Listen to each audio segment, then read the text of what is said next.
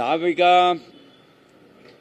ಜನಪರವಾಗಿರ್ತಕ್ಕಂಥ ವಿಷಯವನ್ನು ಯಾರು ಬೇಕಾದ್ರೂ ಹೋರಾಟ ಮಾಡೋಕ್ಕೆ ಅವಕಾಶ ಇದೆ. ಅದು ಒಂದು ಸಂಘಟನೆಯಾಗಿ ಸಂಘಟನೆಯ ಚೌಕಟ್ಟಿನೊಳಗೆ ಒಂದು ತಂಡವಾಗಿ ಹೋರಾಟ ಮಾಡಿದ್ರೆ ಅದರ ಪರಿಣಾಮ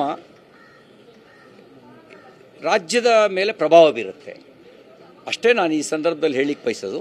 ಜನಪರವಾಗಿರುವಂಥ ಹೋರಾಟನ ನಾವ್ಯಾರು ಪೇಟೆಂಟ್ ಮಾಡಿಸ್ಕೊಳ್ಳೋಕ್ಕಾಗಲ್ಲ, ನಾವೇ ಮಾಡಬೇಕು ಅಂತ ಪೇಟೆಂಟ್ ಮಾಡಿಸ್ಕೊಳ್ಳೋಕ್ಕಾಗಲ್ಲ. ಆದರೆ ಒಂದು ಸಂಘಟನೆಯಾಗಿ ಸಂಘಟನೆ ನಿರ್ಣಯದ ಜೊತೆಗೆ ಇದ್ದರೆ ಅದು ಅವರ ಬೆಳವಣಿಗೆಗೆ, ಪಕ್ಷದ ಬೆಳವಣಿಗೆಗೆ ಮತ್ತು ಜನಪರ ಹೋರಾಟಕ್ಕೆ ಒಂದು ದೊಡ್ಡ ಶಕ್ತಿ ಬರುತ್ತೆ.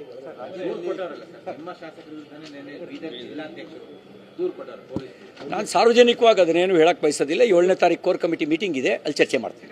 ರಾಜ್ಯದಲ್ಲಿ ಪಿಸ್ತೂಲ್ ದಂಧೆ ಅವ್ಯಾಹತವಾಗಿ ನಡೀತಾ ಇರ್ತಕ್ಕಂಥದ್ದು. ಬಿಹಾರದಿಂದ ಪಿಸ್ತೂಲ್ಗಳನ್ನು ತಂದು ಅಕ್ರಮವಾಗಿ ಮಾಡ್ತಾರೆ. ಕೇವಲ 2 ಲಕ್ಷ ರೂಪಾಯಿ ಕೊಟ್ಟರೆ ಯಾರೇ ಬೇಕಾದರೂ ಪಿಸ್ತೂಲ್ಗಳನ್ನು ತಂದು ಕೊಡ್ತಾರೆ. ಇದು ಇವತ್ತು ಅಲ್ಲ, ಬರೀ ಪಿಸ್ತೂಲು ಅಂತ ಅಂದ್ಕೊಂಬೇಡಿ. ಅತಿ ಹೆಚ್ಚು ಮಾದಕ ದ್ರವ್ಯಗಳು ಬೆಂಗಳೂರು ಮತ್ತು ಕರ್ನಾಟಕಕ್ಕೆ ಬರ್ತಾ ಇದೆ ಅನ್ನೋದು ಭಾಳ ಅಪಾಯಕಾರಿ.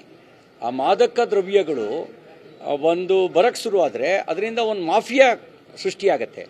ಆ ಮಾಫಿಯಾ ದೇಶದ್ರೋಹಿ ಚಟುವಟಿಕೆಗಳಿಗೆ ಶಕ್ತಿ ಕೊಡುತ್ತೆ. ಹಾಗಾಗಿ ಮಾದಕ ದ್ರವ್ಯದ ಬಗ್ಗೆಯೂ ಕೂಡ ಗಂಭೀರವಾಗಿ ಆಲೋಚನೆ ಮಾಡಬೇಕು.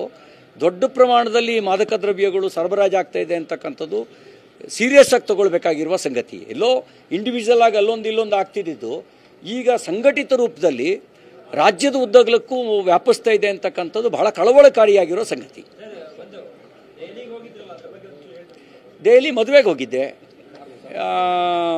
ಓಂ ಬಿರ್ಲಾ ಅವರ ಮಗನ ಮದುವೆ ಇತ್ತು, ಆ ಮದುವೆಗೆ ಹೋಗಿದ್ದೆ. ವಿಜೇಂದ್ರ ಅವರು ಹೇಳ್ತಾರೆ ಇಲ್ಲಿ ಎಲ್ಲ ಬಾಗಿಲು ಬಂದ್ ಆಗುತ್ತೆ, ಒಂದು ವಿಂಡೋನಲ್ಲೇ ಕೆಲಸ ಆಗುತ್ತೆ ಬಿಜೆಪಿಲಿ ಅಂತ.